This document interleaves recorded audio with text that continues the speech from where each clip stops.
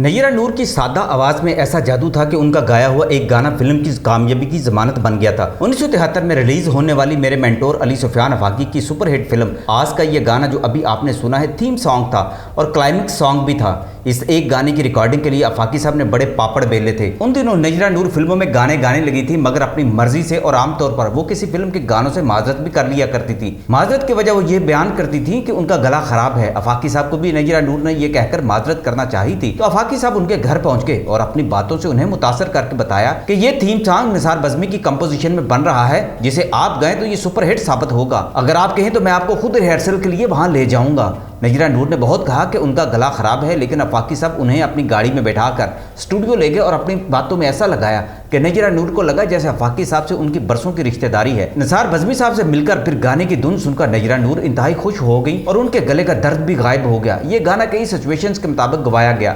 नय्यरा नूर ने हर कैफियत में यह गाना गाकर अपनी सलाहियतों का मुकम्मल सबूत दिया था। ये गाना फिल्म आज की रूह था। इसको कई बार मुख्तलिफ सिचुएशंस में मुख्तलिफ अंदाज में गाया गया था और बरसों बाद ऐसा तजुर्बा किया गया था।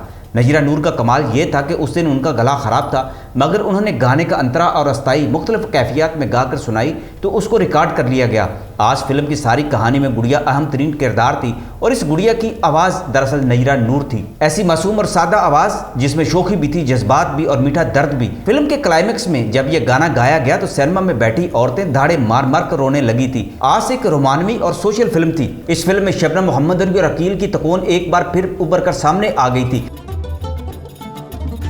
इस फिल्म की कहानी कुछ यूं है कि मोहम्मद अली और शबनम बचपन ही से एक दूसरे को पसंद करते हैं। मोहम्मद अली को शबनम ने एक घरौंदा तोहफे में दिया होता है, जबकि शबनम को मोहम्मद अली ने आंखें मटकाने और हंसने बोलने वाली गुड़िया तोहफे में दी होती है। फिर ये दोनों एक दूसरे से दूर हो जाते हैं। दरमियान में एक तवील अरसा हायल हो जाता है, जिसके बाद तकदीर एक बार फिर उन्हें एक दूसरे के सामने ला खड़ा कर देती है। मोहम्मद अली को अपने खालाजाद भाई अकील से बचपन ही से शिकायत बल्कि नफरत है, जो इसको और उसकी बहन को अपने घर में जबरदस्ती का मेहमान समझता है। उधर खालू यानी नन्ना का किरदार है, जिसका रवैया यकतरफा है। वो इन दोनों के माबैन हायल खलीज को मजीद वसी कर देता है।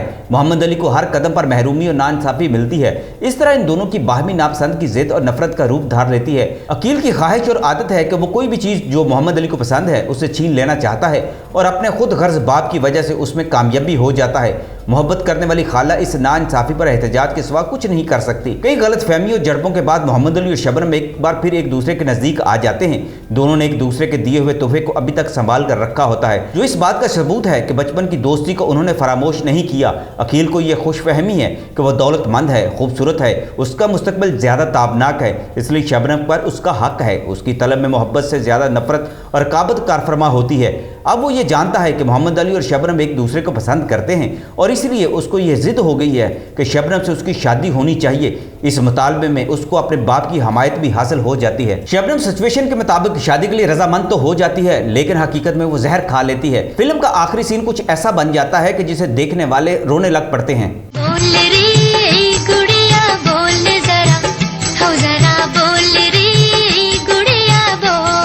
फिल्म के इख्तिताम पर यही गाना ओवरलैप किया जाता है और जब फिल्म के हीरो मोहम्मद अली होशो हवास से कतई बेगाना हो चुके होते हैं और आलम बेखुदी में शबनम के अरूसी लिबास में मलबूस लाश को कंधे पर रखकर सीढ़ियों पर नमूदार होते हैं, विलन और होने वाले दूल्हा अकील को यह इल्म नहीं है कि शबनम पहले ही जहर खाकर जान दे चुकी होती हैं, जिसकी वजह से मोहम्मद अली होशो हवास खो चुके होते हैं। बारात में शामिल दूसरे लोग भी इस हकीकत से नाआशना हैं और मोहम्मद अली की इस मायूब और गैर अखलाकी बल्कि मुजरमाना हरकत पर हैरान हो जाते हैं और उन्हें नफरत से देखने लग जाते हैं। अकील मोहम्मद अली को रुकने का हुक्म देता है और कहता है अगर वो ना रुका तो उसे गोली मारकर हलाक कर देगा, लेकिन मोहम्मद अली उस वक्त होश से बेगाना हो चुके होते हैं। हर सीढ़ी पर जब गोली लगती है तो वो लड़खड़ाते हैं, लेकिन आखिरी जीने तक पहुंचने से पहले उनके कदम नहीं रुकते। फिल्म के आखिरी मंजर में इस गाने के बोल ओवरलैप होते हैं और कैमरा बुलंदी से आहिस्ता आहिस्ता हरकत करता हुआ नीचे फर्श पर पड़ी हुई नासर और शबनम की लाशों पर और फिर शबनम के क्लोजअप पर चला जाता है।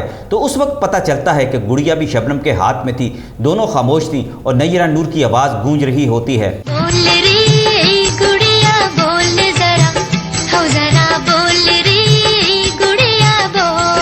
दरअसल आज की कहानी एक इंतहाई पेचीदा और इंसानी जज्बों, एहसासात और नफ्सियात की कहानी थी, लेकिन खुलासा फिर वही है। औरत गुड़िया के मानंद एक बेज़बान और खामोश खलौना है। जिस तरह शबनम की गुड़िया नहीं बोल सकती थी, इसी तरह शबनम भी जहर खाकर जान दे दी, मगर मुंह से कुछ न बोली थी।